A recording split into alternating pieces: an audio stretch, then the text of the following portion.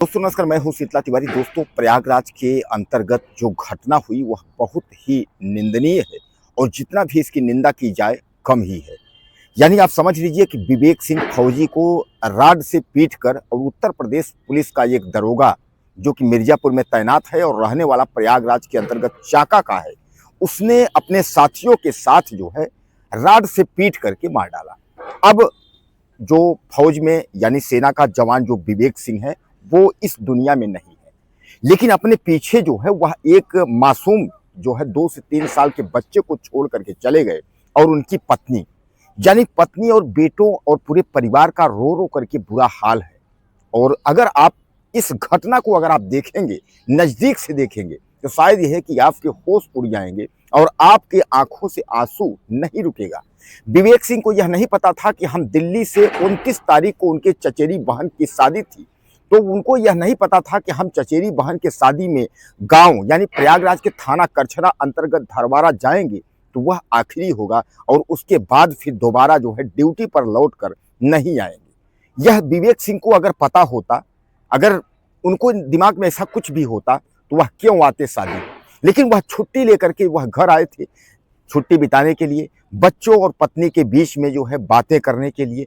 उनके दिमाग में भी यह था कि फौज की नौकरी है, जैसा कि आप लोग भी जानते हैं कि फौज की नौकरी में समय नहीं मिलता है, इसलिए जो है फौज की जो हमारे सेना के जो जवान हैं वो बॉर्डरों पर जो है हमारी सुरक्षा करते रहते हैं। 1 साल 2 साल में वह घर आते हैं, 4-6 जो है दिन के लिए या 1 महीने की छुट्टी लेकर के आते हैं।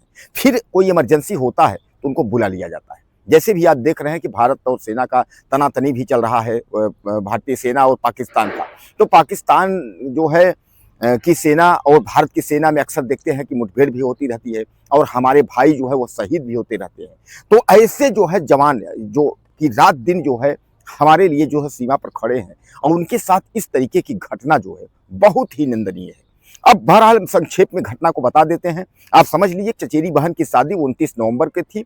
विवेक सिंह जो है वह अपने करछना थाना अंतर्गत धरवारा गांव वह आए थे और वह अपने एक मित्र को छोड़ने के लिए पास के बाजार में कोहरार गए हुए थे। कोहरार से वह लौट रहे थे, तभी शादी समारोह से जो है एक दरोगा जिसका नाम राजकमल पांडे, दरोगा, उसमें एक वकील भी था और एक उसमें भी फौजी सेना का जवान भी था और 2 अन्य लोग, यानी 5 लोग जो है वह गाड़ी से आ रहे थे और वह यह कह रहे हैं कि इसने हमको साइड नहीं दिया। यानी मतलब साइड न देने की वजह से गाड़ी को वह लोग रोकते हैं और इनके यानी विवेक सिंह के धरवारा इनके घर के पास में ही गाड़ी को रोकी जाती है। उसके बाद कहा सुनी होता है, सब कुछ ठीक होता है, मामला समझौते तक पहुंच जाता है। तब विवेक सिंह जो है अपने गाड़ी पर बैठ जाते हैं। जब वह बैठ जाते हैं तो जो दरोगा राजकमल जो है पांडे, यह जो है निकलता है और राड से सिर पर जो है वार कर देता है। विवेक सिंह के सर पर जो है जब राड लगता है वह नीचे गिर जाते हैं और उसके बाद जो है यह सर पर जो है कई बार पीटता है राड से और तब तक पीटता है जब तक कि विवेक सिंह की मौत नहीं हो जाती। हालांकि उन्हीं के साथ उनके गाड़ी में एक व्यक्ति और था, वह भाग करके जाता है धरवारा गांव। उनके घर में जब बताता है वह सब दौड़ करके आते हैं, विवेक को CHC करछना ले जाते हैं, उनको तत्काल रिफर कर देते हैं। लास्ट में उनको लखनऊ मिलिट्री हॉस्पिटल ले जाया जाता है जहां उनकी मौत हो जाती है, यानी विवेक सिंह बच नहीं पाते हैं।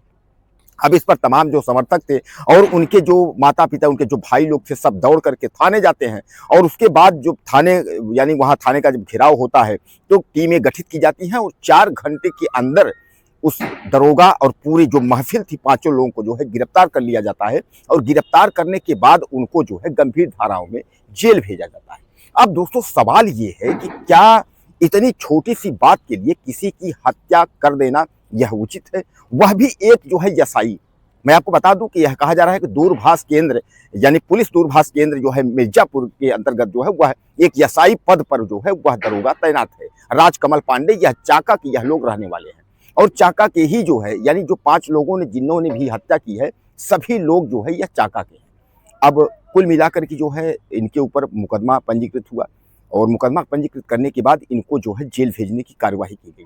लेकिन अब तो यह मान लीजिए यह जेल गए, इनको तो जमानत होगा, सब कुछ होगा, कल लौट करके आएंगे, क्या होगा, सजा होगी यह तो वक्त बताएगा। लेकिन आज जो है विवेक सिंह का परिवार तो टूट गया।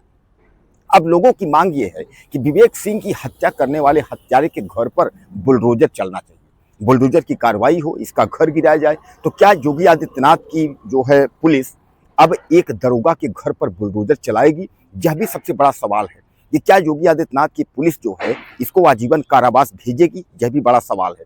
लेकिन कुल मिलाकर के ये है कि अभी इस वक्त तो जो पांचों हैं उनको नामजद करके उनको जो है जेल के सलाखों में डाल दिया गया है। अब ये है कि मुकदमा चलेगी, गवाही सफाई जो कुछ जैसा होगा उस पर कार्रवाई होगी। लेकिन दोस्तों सबसे बड़ा सवाल ये है कि विवेक सिंह अपने भाइयों में छोटे थे, यानी 2 भाई उनसे बड़े हैं, उनके भाइयों में छोटे थे।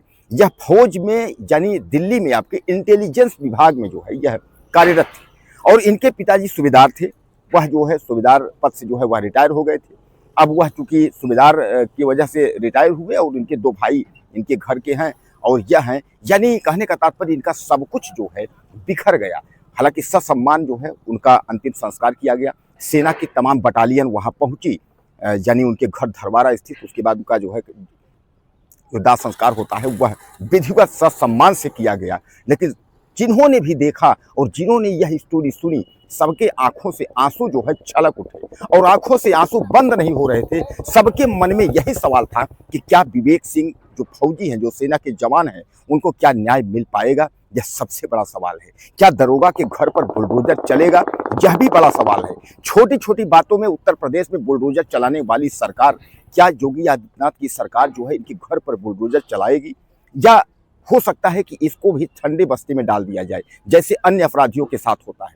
दोस्तों सबसे बड़ा सवाल यह है कि उत्तर प्रदेश पुलिस की अगर कांस्टेबल, और वह कांस्टेबल की भी अगर कोई अधिकारी रैंक का जो भी व्यक्ति है, इस तरीके की कोई अगर हरकत अगर करता है तो यह भी बहुत सोचने वाली विषय है कि इस तरीके का आखिर कहाँ और कब तक न्याय मिलेगा। क्या आपको लगता है कि विवेक सिंह को न्याय मिलेगा?